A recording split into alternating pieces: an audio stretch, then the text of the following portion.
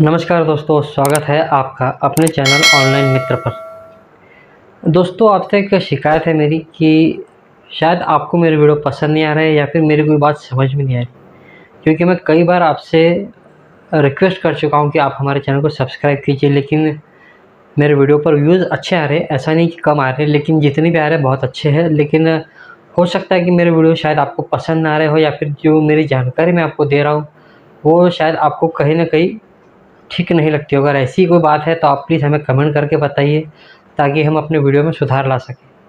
आपसे एक ही विनती है कि अगर आपको हमारा आज का वीडियो पसंद आता है तो प्लीज़ हमारे चैनल को सब्सक्राइब ज़रूर कीजिए, क्योंकि मुझे आपके सहयोग की बहुत ज़्यादा आवश्यकता है।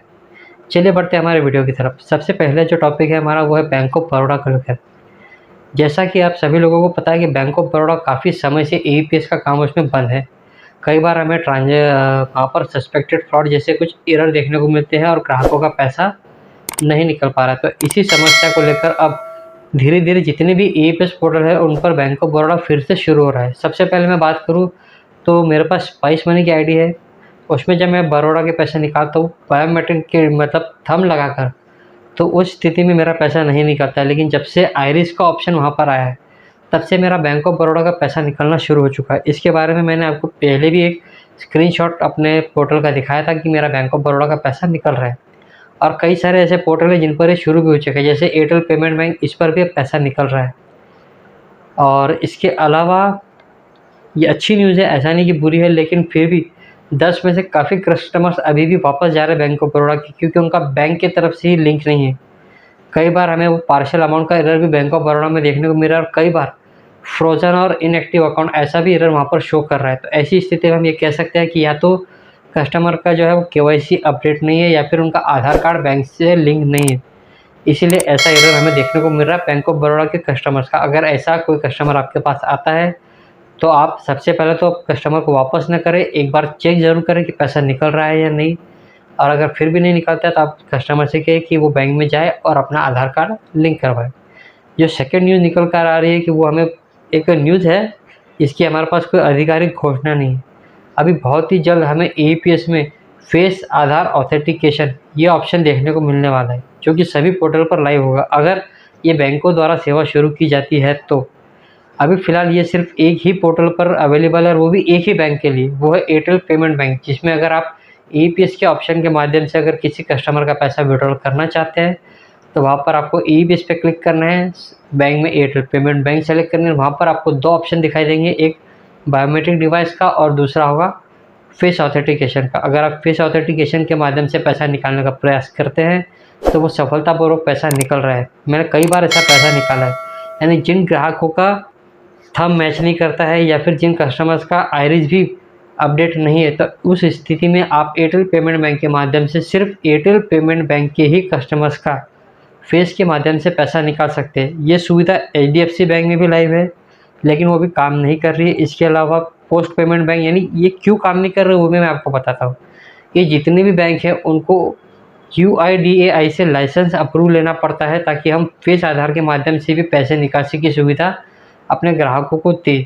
और जब तक बैंक ये अप्रूवल लेगा नहीं, तब तक कि ये सुविधा हमारे पोर्टल पर लाइव नहीं होगी।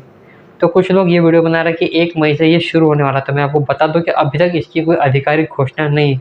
हाँ, फिर भी अगर आपके पास एयरटेल पेमेंट बैंक की आईडी है तो वहाँ से आप लोग एयरटेल पेमेंट बैंक का पैसा निकाल सकते हैं। इसके अलावा HDFC bank, post payment bank, इनका भी वहाँ पर आइरिस का ऑप्शन आ रहा है, तो आप कोशिश कर सकते हैं निकालने की। सॉरी, आइरिस बोला मैंने, फेस ऑथेंटिकेशन के माध्यम से आप उनका पैसा निकाल सकते हैं। आप कोशिश ज़रूर कीजिए, ऐसा नहीं कि आप कस्टमर को वापस जाने दीजिए।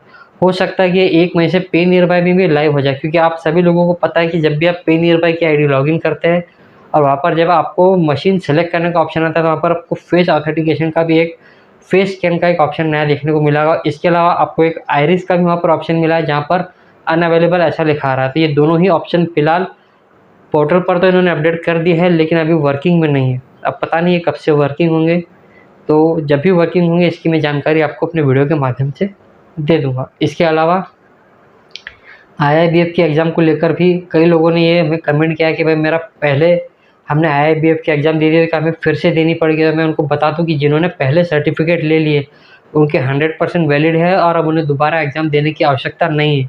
इसके अलावा जो लोग अभी IIBF का एग्ज़ाम देने की सोच रहे हैं, तो उनसे मैं एक ही रिक्वेस्ट करूँगा कि फ़िलहाल कुछ दिन रुक जाइए, कुछ लोगों की आप ट्रेनिंग होने दीजिए। जैसे उनकी ट्रेनिंग कंप्लीट होती है, वो एग्ज़ाम देते हैं, उसके बाद ही हमें इसका जो पूरा प्रोसेस जो है इसका हमें समझ में आएगा। तब तक के लिए आप वेट कीजिए, जल्दबाज़ी ना करें। जैसे ही हमारे पास पूरी जानकारी आती है, मैं आपको पूरा वीडियो बना के दिखा दूँगा। इसमें 2 ट्रेनिंग मॉड्यूल है, एक है बेसिक और एक है एडवांस। तो आपको एडवांस के लिए ही फ़ी पे करनी है। इसमें आपका पैसा ज़्यादा जा रहा है, ये मुझे पता है, लेकिन अगर आपको कभी भविष्य में अगर आपको एडवांस के लिए दोबारा अगर मांगा जाए, तो फिर आपको 3,186 रुपये आपको पे करने होंगे। तभी आप IIBF का एग्ज़ाम देने के लिए मतलब जो आपका काम होगा IIBF का सर्टिफ़िकेट का, तभी वो हो पाएगा। मतलब आपको दोबारा खर्चा करना पड़ेगा। अभी आपको 2200 रुपये लग रहा है, उसमें अगर आप 1000 रुपये एक्स्ट्रा खर्च करते हैं, तो वहाँ पर आपका एडवांस कोर्स पूरा हो जाएगा और आपको जो एग्ज़ाम के लिए जो एलिजिबिलिटी है, वहाँ पर भी आपका पैसा बचेगा। यानी कि अभी आप 2200 और 1000 मतलब 3186 खर्च करके एग्ज़ाम तो दे देंगे, लेकिन कल चल के भविष्य में जब कासा यानी करंट अकाउंट और सेविंग अकाउंट की जब सुविधा आपको आपके पोर्टल पर चाहिए होगी और वहाँ पर IIBF अगर कंपल्सरी और मैंडेटरी होगा, तो उस स्थिति में आप ये सर्टिफिकेट लगाकर अपना काम नहीं कर पाएंगे। इसीलिए आपको क्या करना है, एडवांस का ही आपको ट्रेनिंग लेनी है और उसी के अकॉर्डिंग आपको एग्ज़ाम देनी है। क्योंकि एक बार आप खर्चा करेंगे, तो आपको बार-बार इसमें खर्चा करने की आवश्यकता नहीं होगी, अगर आप बैंक BC का काम आगे करना चाहते हैं तो। कई लोगों ने ये सवाल किया कि स्पाइस मनी, पे नियर बाय, रैपिड पे ये भी अपने IIBF की ट्रेनिंग दे रहे हैं।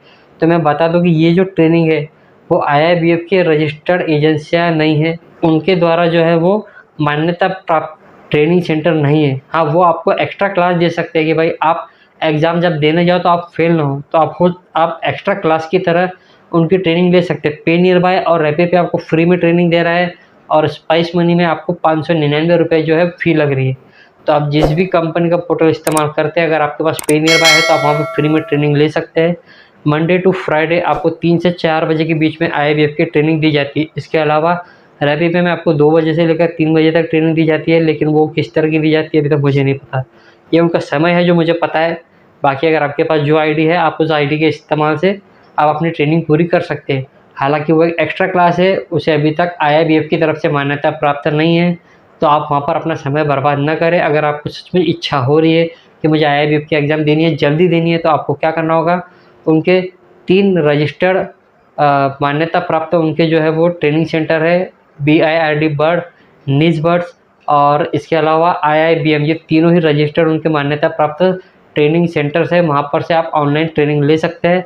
एक ट्रेनिंग होगी बेसिक की, जो कि आपको 28 घंटे की लेनी है, जिसमें आपको 6 दिन से लेकर तो 15 दिन तक की ट्रेनिंग दी जाएगी। और दूसरा एडवांस कोर्स है, जहाँ पर आपको 21 दिन तक की ट्रेनिंग दी जाएगी और इसमें भी आपको 75% की अटेंडेंस लगानी होगी। उसके बाद ही आपको ये लोग एग्ज़ाम देने के लिए अप्रूवल देंगे।